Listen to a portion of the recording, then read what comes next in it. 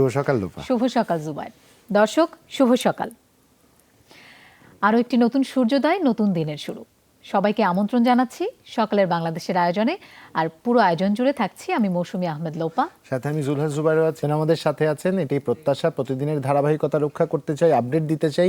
সেই সাথে আপডেটেড কিছু তথ্য যেমন আমাদের জানা উচিত, কিছু বাস্তবতা মাথায় রেখে এই সংকটকালীন সময়টা আমরা পার করছি, সেই বাস্তবতাগুলো আমাদের সামনে রাখা উচিত। আর তা হচ্ছে আমাদের শিক্ষাক্রমে একটা বিশাল হয়তো স্থবিরতা এসছে। কারণ বাস্তবতা হচ্ছে কোভিড-19-এর জন্য আমরা প্রস্তুত ছিলাম না, এবং প্রস্তুত ছিলাম না বলেই হয়তো আমাদের স্বাভাবিক যে শিক্ষাক্রম ছিল সেই শিক্ষাক্রম থেকে ভিন্নভাবে কিছু একটা আমাদের ভাবতে হচ্ছে। কি করব আমরা আগামী দিনে? শিক্ষার্থীরা কিভাবে তাদের এই শূন্যতাটুকু পুষিয়ে নেবেন, বা কীভাবে এই প্রতিষ্ঠানগুলো ভাবতে শুরু করবে, এবং আমাদের পুরো এই যে শিক্ষা খাতে যে একটা বিশাল শূন্যতার তৈরি হলো, বিশাল সংকটের মধ্যে দিয়ে গেলাম, কি করে তা আসলে আমরা কাভার আপ করবো, এই বিষয়গুলো নিয়ে আজ কথা বলতে চাই। আমাদের সাথে একজন অতিথি আছেন, ডক্টর বি.এম. মইনুল হোসেন, যিনি সহযোগী অধ্যাপক, তথ্য প্রযুক্তি ইনস্টিটিউট, আইআইটি ঢাকা বিশ্ববিদ্যালয়। ডক্টর মইনুল, আপনাকে স্বাগত এবং শুভ সকাল। শুভ সকাল। শুভ সকাল। জি, স্বাভাবিকভাবেই যেটা প্রথম জিজ্ঞাসা, যদিও একজন শিক্ষক, আপনি অধ্যাপনার সাথে আপনি সম্পৃক্ত রয়েছেন, স্বাভাবিকভাবেই আপনার দিনের শুরুটা হয়তো খুব আগেই হতো, কিন্তু এই যে সংকটকালীন সময়টায় আপনাদের প্রত্যেকের জীবনে কিন্তু একটা পরিবর্তন এসেছে। এখন সকালটা কি করে শুরু হয়? আমাদের ক্ষেত্রে একটা সুবিধা হচ্ছে, আমরা বিশেষ করে যেহেতু টেকনোলজি লাইনের শিক্ষক, আমাদেরকে মোরলেস রেগুলার টাইমেও সেই ল্যাপটপ, সেই কম্পিউটার, সেই সমস্ত জিনিসপত্র নিয়ে এখনো শুরু হয়। তবে আমাদের যে অন্য সবার মতো আমাদেরও ফ্যামিলি লাইফ আছে। তো আমার দুটো ছোট বাচ্চা আছে, বাবুই তরু, তাদেরকে নিয়ে আসলে শুরু হয়। সো ফ্যামিলি নিয়ে, আমার ওয়াইফ এবং আমার ছেলে মেয়ে, এগুলো আসলে শিক্ষকতার সাথে সম্পর্ক নেই। মোরলেস বাংলাদেশের সবগুলো ফ্যামিলি যেভাবে শুরু করে সকাল, সেভাবে। ডক্টর মইনুল, এই করোনার পুরো সময়টা কিন্তু শিক্ষার্থীরা একেবারেই ক্লাসে যেতে পারেনি, পুরোটাই বাসায় বসে অনলাইনে ক্লাস করছে। তো এই সামনের বছর আসলে কি হবে, এই পরিস্থিতির পরিবর্তন আসবে কিনা আমরা কিন্তু এখনো কেউ কিছু বলতে পারছি না। তবে প্রত্যাশা থাকছে যে বছরের শুরুর দিকে হয়তো আমরা কিছু একটা ভ্যাকসিন পাবো, বা এরকম প্রত্যাশা তো থাকছে। তো তারপরেও যদি এই পরিস্থিতির উত্তরণ না হয়, সেক্ষেত্রে শিক্ষার্থীরা আসলে পড়াশোনার ক্ষেত্রে কোন কোন বিষয়গুলোর দিকে বেশি নজর দেবে? জি, প্রথম কথা হচ্ছে, এটা খুবই আনফরচুনেট যে আমরা বেশ কিছুদিন ধরে আমাদের যে রেগুলার পড়াশোনা সেটা আমরা চালিয়ে নিতে পারছি না। তবে সাথে সাথে এটাও সত্য যে আমরা যদি মানব সভ্যতার ইতিহাস দেখি, সবসময় তো আমাদেরকে কোনো না কোনো একটা চ্যালেঞ্জ বা কিছুর সাথে ফাইট করেই সার্ভাইভ করতে হচ্ছে। সো অ্যাডাপ্ট করার যে ক্যাপাবিলিটি যেটা মানুষের রয়েছে, সেটার থেকে পরিস্থিতি আলাদা কিছু না। একটা এক্সেপশনাল ব্যতিক্রম একটা সিনারিও এসেছে, সেটার সাথে আমাদের শিক্ষক, শিক্ষার্থী সবাইকে অ্যাডাপ্ট করতে হবে। আমি একটা কথা বলি, যদি আমার দেশের সাধারণ মানুষ যারা অপেক্ষাকৃত আমরা বলি যে স্বল্প শিক্ষিত, ওনারা যদি অ্যাডাপ্ট করতে পারে, শিক্ষার্থী, শিক্ষক, শিক্ষাক্ষেত্রে যারা আছেন, সাধারণত আমরা ধরে থাকি যে ওনারা একটু অ্যাডভান্স থাকবেন, সেটা এক্সপেক্টেড। তো ওনারা কেন করতে পারবেন না? সো আমার কথা হচ্ছে, ফার্স্ট কথা হচ্ছে যে আমাদের পরিস্থিতির সাথে খাপ খাওয়াতে হবে, আমাদেরকে অ্যাডাপ্ট করতে হবে। আর দ্বিতীয় আরেকটা জিনিস যেটা বলবো, যে আমরা খুবই ফরচুনেট যে ইন দ্য মিন টাইম বাংলাদেশে বেশ কিছু ডিজিটালাইজেশন হয়েছে, বিভিন্ন পর্যায়ে মোবাইলের মাধ্যমে হোক বা যেভাবে হোক ইন্টারনেটটা পৌঁছে গেছে। এবং এই করোনাকালীন পরিস্থিতিতে ইন্টারনেটটা বা ডিজিটালাইজেশনটা আমাদেরকে ব্যাপকভাবে আসলে সহায়তা করছে। আগে যেটা আমরা দেখতাম যে অনেক শিশু থেকে শুরু করে বৃদ্ধ সবাই আপনি দেখবেন যে কোথাও না কোথাও জুমে কানেক্ট হচ্ছে, লাইভ করছে, কথাবার্তা বলছে, অনলাইনে করছে। প্রথমে একটু সমস্যা ছিল, এখন সেটা আসলে সবাই শিখে ফেলেছে বা পরিস্থিতির সাথে খাপ খাইয়ে নিয়েছে, আমি বলবো।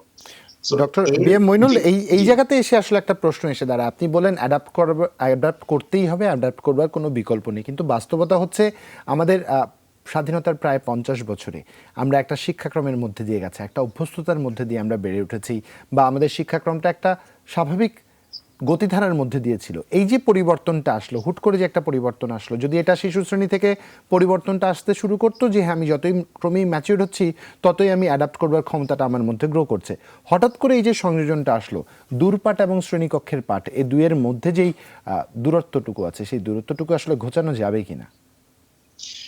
আমি মনে করি যে ফার্স্ট অফ অল একটা ন্যাচারাল বা স্বাভাবিক সিনারিও যখন ব্যাহত হয় তখন আপনাকে কিছু ক্ষতি আপনাকে মেনে নিতেই হবে, আমাদেরকেও মেনে নিতে হবে। ডেফিনেটলি আমি একটা স্ক্রিনের সামনে কথা বলা আর আমার স্টুডেন্টদের সামনে সরাসরি ক্লাসরুমে কথা বলা দুটোর মধ্যে পার্থক্য আছে। কারণ টিচিংটা শুধু লেকচার ডেলিভারি দেয়া না, টিচিংটা আমার স্টুডেন্টদের এক্সপ্রেশন দেখা, স্টুডেন্ট তার শিক্ষকের এক্সপ্রেশন দেখা। এটা তো শুধু বইয়ের পড়ানো হয় না ক্লাসে, এখানে বিহেভিয়ারাল অনেক ব্যাপার আছে, সাইকোলজিক্যাল ব্যাপার আছে, মনস্তাত্ত্বিক যে জিনিসগুলো। আমি তো স্টুডেন্ট দেখে, চেহারা দেখে আমি বুঝি যে তার মন খারাপ নাকি তার মন ভালো, তার কি কোনো সমস্যা হয়েছে কিনা, যেটা আমি দেখতে পাচ্ছি না স্ক্রিনে। আমি একটা জড় পদার্থের সাথে স্ক্রিনের দিকে তাকিয়ে কথা বলছি, সেটা আইডিয়াল সিনারিও না।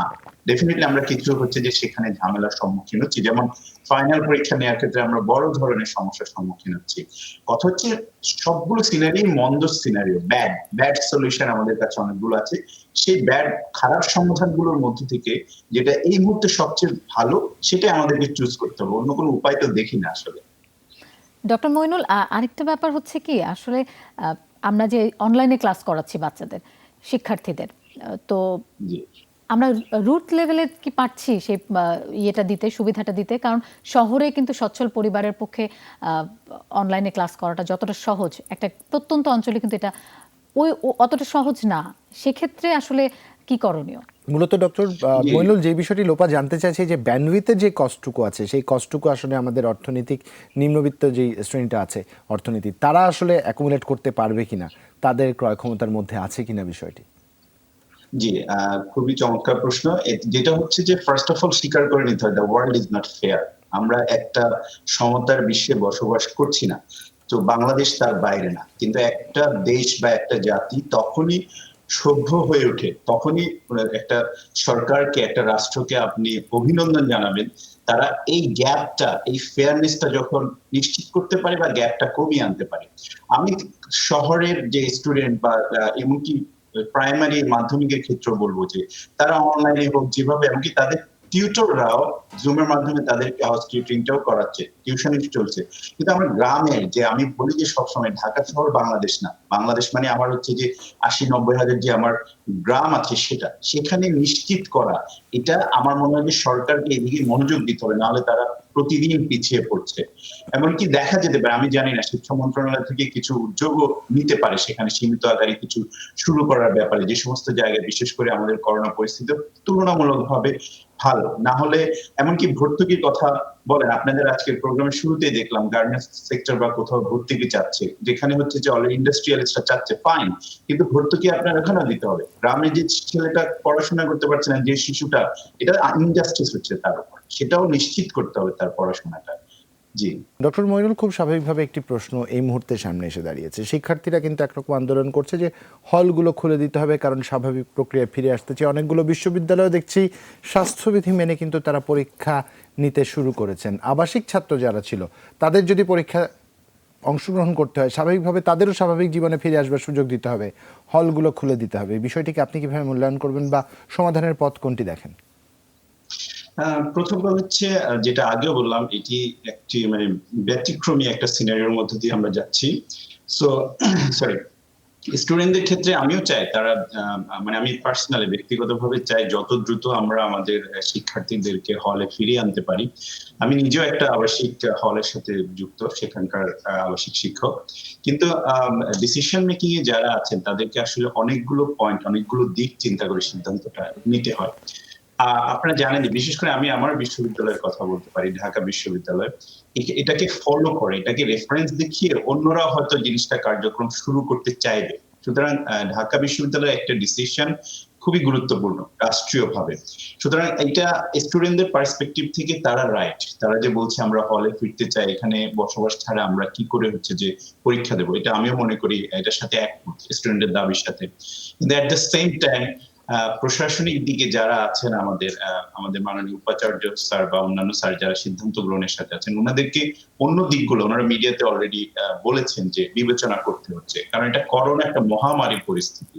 তো আমি বিশ্বাস করি আর কি, আমরা আশা করি যে খুব দ্রুত আসলে করোনা পরিস্থিতিরও একটু উন্নতি হবে, আমরা খুব দ্রুত হলগুলো খুলে দিতে পারবো। নিশ্চয়ই আসলে হলগুলো খুলে না দিলে শিক্ষার্থীরা ঢাকা শহরে যে সমস্যাটার সম্মুখীন হয় ব্যাচেলররা, বিশেষ করে বাসা ভাড়া পাওয়া নিয়ে খুবই ঝামেলা হয়, সেক্ষেত্রে আসলে শিক্ষার্থীরা যদি পরীক্ষা দিতে হয় তাদেরকে কিন্তু আমার মনে হয় যে হল আবাসন সুবিধা দিতেই হবে, দিতেই হবে, এর কোনো বিকল্প নেই। জি অ্যাবসলিউটলি, শিক্ষার্থীদের যেটা বললাম যে তাদের যে দাবি শিক্ষার্থীদের, সেটার সাথে সম্পূর্ণ একমত। কারণ করোনা পরিস্থিতিতে, নর্মাল পরিস্থিতিতে আপনাকে বাসা ভাড়া দেবে, এখন সেটাও টাফ। কিন্তু সব বাড়িওয়ালা বা যেহেতু একটা মহামারী, অনেকে হয়তো সবার বলতে পারেন দরজা বন্ধ মানুষের, তাই না? এবং সেটাই সাজেস্টেড অনেক ক্ষেত্রে তাই।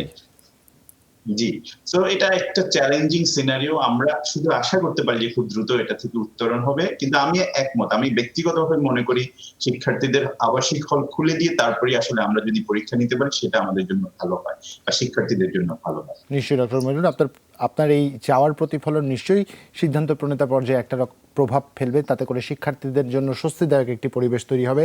যে বিষয়টা এসে আরও একবার দাঁড়িয়ে গেলাম তা হচ্ছে বছরের শুরুতেই নতুন পাঠ্যপুস্তক আমরা হাতে পেতাম। প্রাথমিক পর্যায়ের শিক্ষার্থীদের কথাই যদি শুধু বলি, একটা বই উৎসব হতো সারা বাংলাদেশ ব্যাপী। এটা কিন্তু এই সরকারের একটা বিশাল বড় সাফল্য। এই বছর হচ্ছে না। শিক্ষার্থীরা নতুন যারা স্কুলে যেত, ক্লাস 1-এ হয়তো যারা প্রথমবারের মতো বিদ্যালয়ে যেত, তারা কিন্তু তাদের সেই সুযোগ থেকে বঞ্চিত হচ্ছে, সেই আবেদন বা আবেগ থেকে বঞ্চিত হচ্ছে। এই পুরো বিষয়টাকে আমরা কি করে অ্যাডজাস্ট করব, কি মনে হয় কি করা যেতে পারে? বিভিন্ন দেশ বিভিন্নভাবে জিনিসটা অ্যাডজাস্ট করার চেষ্টা করছে। নতুন বছরে যাচ্ছে না, আবার ধরেন যে ফাইনাল পরীক্ষা হচ্ছে না। আমরা কি কখনো আমাদের জীবদ্দশায় দেখেছি যে এইচএসসি পরীক্ষাটাও হয়নি কখনো, তাই না? এটাও আমরা দেখিনি।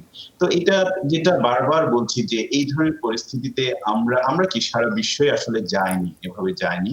কিন্তু একটা জিনিস সাথে সাথে মনে রাখতে হবে যে পড়াশোনা খুবই গুরুত্বপূর্ণ, কিন্তু তার আগে আমাদের লাইফ, আমাদের জীবন, আমাদের স্বাস্থ্য সুরক্ষা, সেটা নিশ্চিত করা তার থেকেও গুরুত্বপূর্ণ।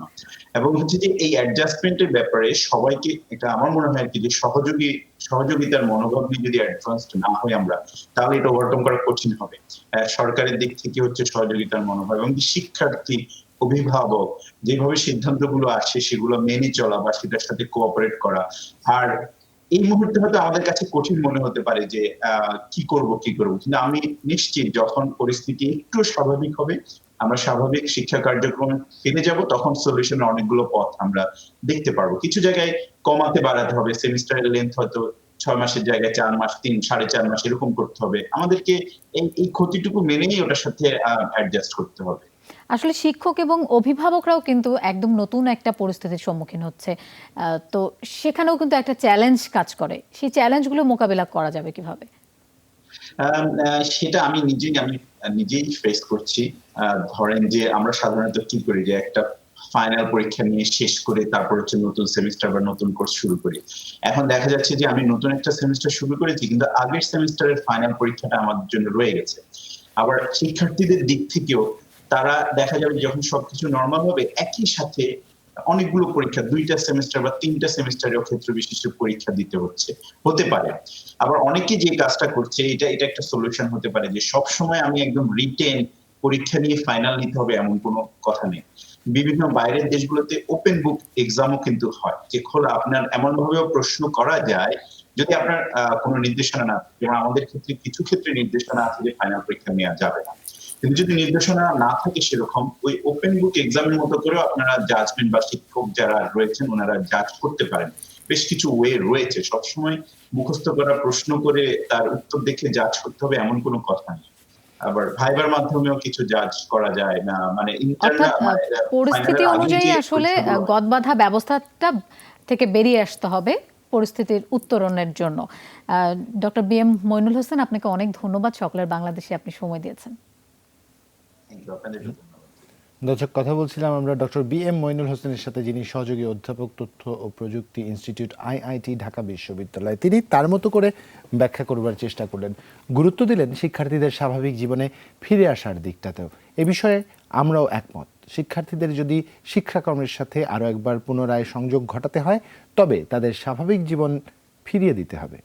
এর মধ্যে যেই সংকট, সেই সংকট সমাধান করে সবার জন্য স্বাস্থ্যবিধি মেনে একটি যথার্থ সমাধান আমাদের সামনে এসে দাঁড়াবে, এটাই প্রত্যাশা। দর্শক, আজকের মতো বিদায় নেওয়ার সময় হয়ে গেছে। আজ চলে যাচ্ছি, কিন্তু কাল আরও একবার নতুন একটি সকালে নতুন সম্ভাবনার খবর নিয়ে আপনাদের সাথে সকালের বাংলাদেশ আরও একবার হাজির হবে। সেই পর্যন্ত সবাই ভালো থাকবেন, সুস্থ থাকবেন, যথেষ্ট নিজেদের প্রতি। শুভ সকাল।